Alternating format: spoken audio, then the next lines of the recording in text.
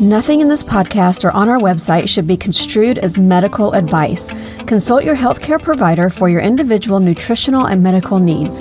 The information presented is based on our research and is strictly that of the author and not necessarily those of any professional group or other individual. Hi, I'm Sue Becker from Bread Beckers.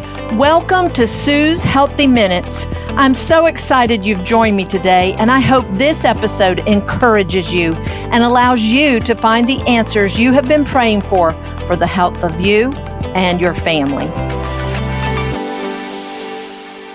I shared some very practical steps for implementing a healthy, high-fiber eating plan formulated by Dr. James Anderson of the University of Kentucky. Dr. Anderson proved what has been experienced throughout history and people groups throughout the world, that whole grains and even bread should not be eliminated from our diets, but should be the mainstay. Remember, whole grains belong to the most nutrient-dense food group that God has given us, and they are storable, meaning left whole and intact until ready to use. They do not spoil or lose their nutritional value. An incredibly perfect food. Those who have followed my teaching for any length of time now know that I focus a lot on bread. Real bread made from freshly milled wheat flour. But for me, bread doesn't have to simply be that beautiful loaf of bread sliced and slathered with butter or a delicious muffin. Bread can be anything made from whole grains. It can be a bowl of oatmeal, a serving of freshly ground corn grits, or a delicious whole grain salad made from boiled whole grains. It can even be a pot of black-eyed peas and brown rice. I think you get the picture. There is such diversity in whole grains, one should never get bored with the choices available. And making them a part of every meal is super easy and can be an adventure if you are willing. I'm often asked what grain is the healthiest, but that is kind of like asking what fruit or vegetable is the healthiest.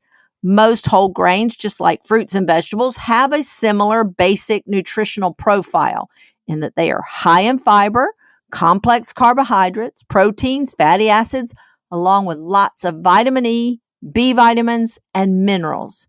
But then each grain tends to have unique qualities that give it a special nutritional value often not found in other grains.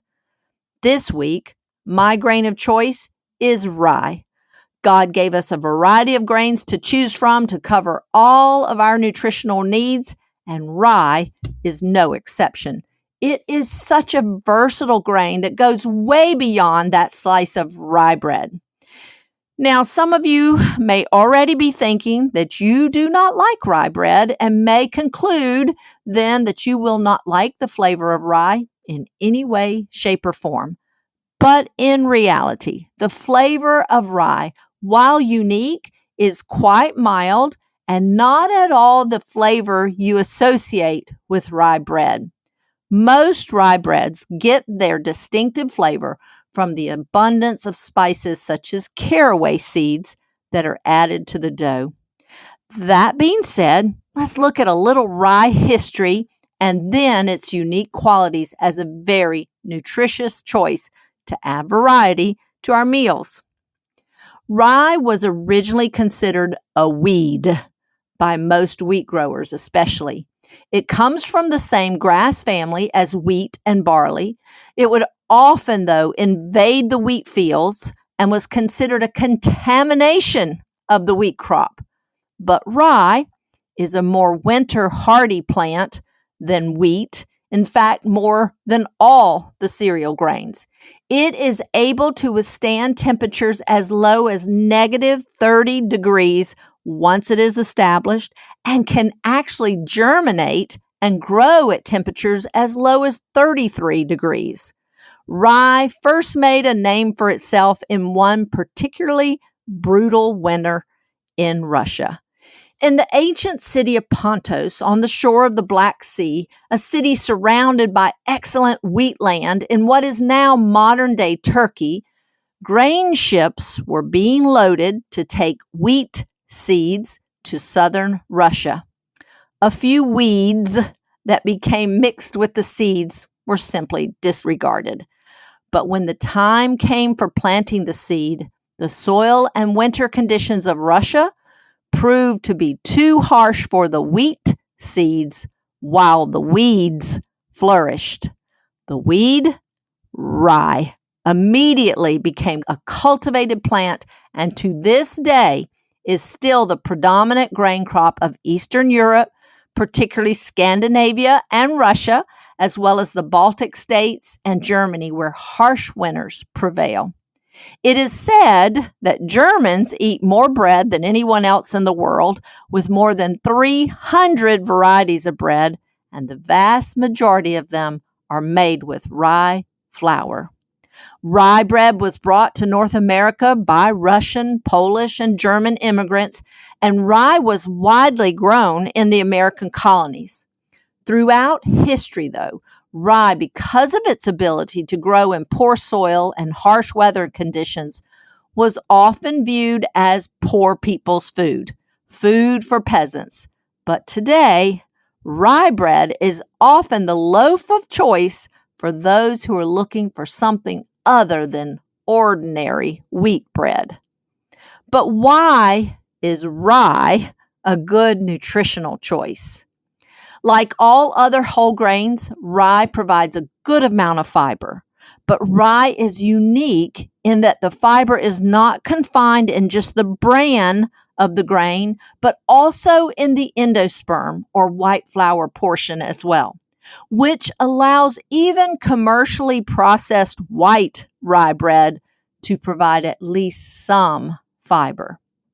But it's not just that rye is high in fiber, but it's that much of that fiber found in rye is also a unique type of soluble fiber that is extremely binding with water. This unique fiber in rye is able to absorb as much as 16 times its weight in water. This characteristic of rye causes some to consider rye a superior grain than others in terms of weight loss efforts. Its ability to absorb water in the gut during digestion means that it will make you feel full very quickly and for a longer period of time.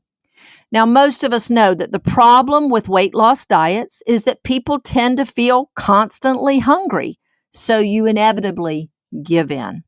However, by removing this feeling of constant hunger and cravings, rye can make you feel full and satisfied and keep you from snacking between meals or overeating at meals. Both of these are two surefire ways to mess up any determination to eat better or to lose weight. Like other grains, rye is high in B vitamins as well as vitamin E, proteins, fatty acids, and minerals. It is particularly high in magnesium with a 4-to-1 ratio of magnesium to calcium. This is nutritionally important as most Americans consume reasonable amounts of food that contain calcium, but are often deficient in magnesium, calcium's critical nutritional coworker. Studies show that rye, like other grains, is highly effective in improving digestion, relieving constipation, lowering blood sugar and lowering blood pressure, and even preventing gallstones. And these are just a few of the studied nutritional benefits of rye. So now that you know why you might want to make rye your grain of choice from time to time, let's talk about ways to use it. Traditionally, rye breads are made with 100% rye flour and sourdough leavening. But because rye has a weaker gluten-forming protein structure than wheat, breads made with 100% rye flour will be denser than bread made from wheat. For yeast breads, I usually prefer to use half wheat flour and half rye flour in my basic yeast bread recipe. I will also add 1 to 2 tablespoons of vinegar, as this actually helps support the gluten structure of the rye dough, as well as add a flavor component to the bread. And last but not least, I do add 1 tablespoon of caraway seeds to give the rye bread the flavor that I know and love. I know, however, that some people do not like the flavor of caraway seeds, so of course, you can leave them out. It's your bread. Because of rye's weaker gluten forming potential, it is actually very easy to over-knead rye dough, especially if using a machine to do the kneading. So I usually cut my kneading time in half when using either my bread machine or my Ankershroom mixer to knead my rye dough. Breads made with rye are going to be more dense. So if you aren't a rye bread lover, I would encourage you to try rye flour in your next batch of brownies, cookies, or even a cake for that matter. Remember, the strong flavor that you associate with rye is the caraway seeds, not the rye flour. So don't be scared. Just try it. I think you'll be pleasantly surprised. Rye is a softer grain and has a weaker protein structure than hard wheat. The flour made from freshly milled rye is light and fluffy, more like that of soft wheat or spelt, and a slight tang of flavor is delightfully subtle. And if you're still not convinced to try it in baking, then boil up some whole rye using 2 parts water to 1 part whole rye and a little salt. Bring it to a boil, then cover and reduce the heat to simmer. I use a pressure cooker to cook my whole grains. Most will take about 18 to 20 minutes in the pressure cooker or nearly an hour conventionally. Once it's finished cooking, I remove it from the heat and let it sit covered for about 10 minutes to absorb any excess liquids.